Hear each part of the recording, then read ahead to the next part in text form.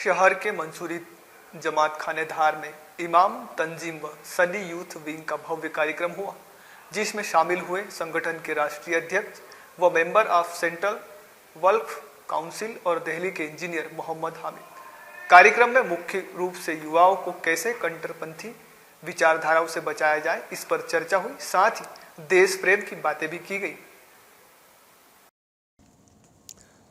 इस कार्यक्रम में इंजीनियर हामिद साहब नूरी ने बताया कि सूफियों व बुजुर्गों की विचारधारा से लोगों को जुड़ने की आवश्यकता है।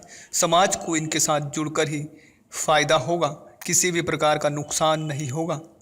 उन्होंने बताया कि नौजवानों तक इनकी धाराओं को पहुंचाया जाए, इनसे नौजवानों को जोड़ा जाए।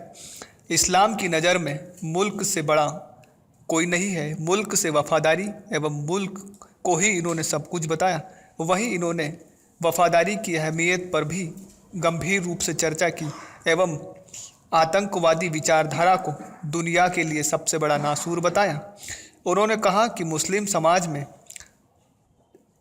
तामील की जाए एवं लोगों को सूफी विचारधारा से जोड़ा जाए, जिससे कि मुल्क का और समाज का विकास हो सके, साथ ही साथ वह इसकी विचारधारा से जुड़ सके। वहीं उन्होंने बताया कि समाज में व्याप्त जो बुराइयां हैं, कुरीतियां हैं, उनको दूर किया जाए।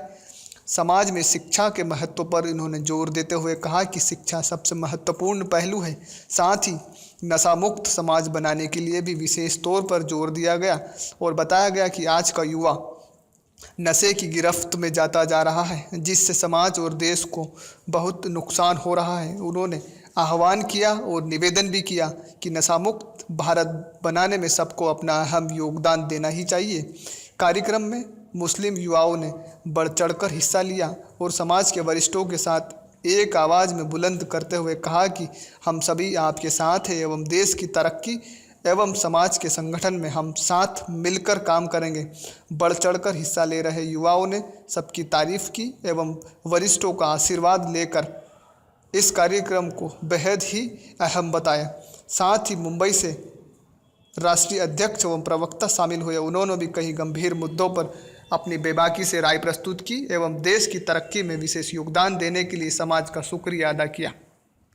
धार जिले के अहले सुन्नत वल जमात के जो मुस्लिम समाज है, उसके लिए हम ये कहना चाहते हैं कि ये मुस्लिम समाज अपने बच्चों को आतंकवाद से अलग करे। अपने बच्चों को जो वहाबी आतंकवाद जगह जगह फैल रहा है, उनसे अपने बच्चों को अलग रखें। साथ ही साथ बच्चों को एजुकेशन की तरफ ले जाएं। और यहाँ पर जितने भी मुसलमान हैं जो अहले सुन्नत वल जमात को मानने वाले लोग हैं, वो संगठित हो। इनका संगठित नहीं होना ये यहाँ पर में सबसे बड़ी परेशानी की बायस है। न यहाँ पर में कोई सही ढंग का लीडरशिप है, न ही कोई क़यादत है, जिसकी वजह से यहाँ के मुसलमानों के ऊपर में हर बार दबाव बनाया जाते रहता है। तो हम चाहते हैं कि मुसलमान बेडरे अपने संविधान के दायरे के अंदर में अपने मसाइल को हल करें और इस सरजमी के अंदर में खासकर जो इस देश की संस्कृति है, सूफी और संतों की संस्कृति है, हिंदू मुस्लिम सारी एकता को अपना कायम रख पाए।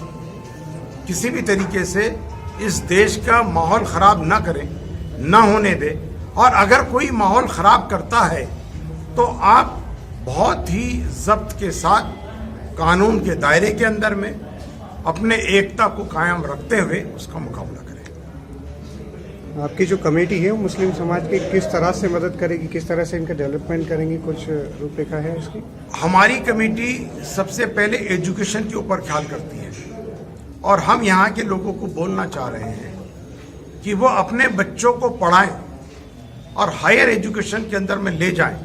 भले ही एक रोटी कम खाए, लेकिन अपने बच्चों को एजुकेशन के अंदर भेजें।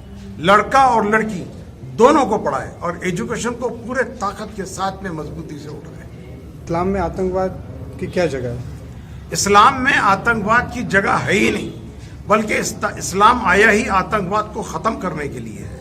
और जो लोग इस्लाम के नाम के ऊपर में आतंकवाद चलाए हुए हैं, ये वो वहाबी, देवबंदी, सल्फी, मौदूदी फ़िरके हैं जिनको इस्लाम से बाहर कर दिया गया है, इनको मुर्तद और काफिर बना करके इस्लाम से अलग कर दिया गया है। ये वो वहाबी लोग हैं जो आतंक फैला रहे हैं और कई बेगुनाहों को मार रहे हैं। इसलिए इन आतंकवादियों से हमारे मुस्लिम कौम को खासकर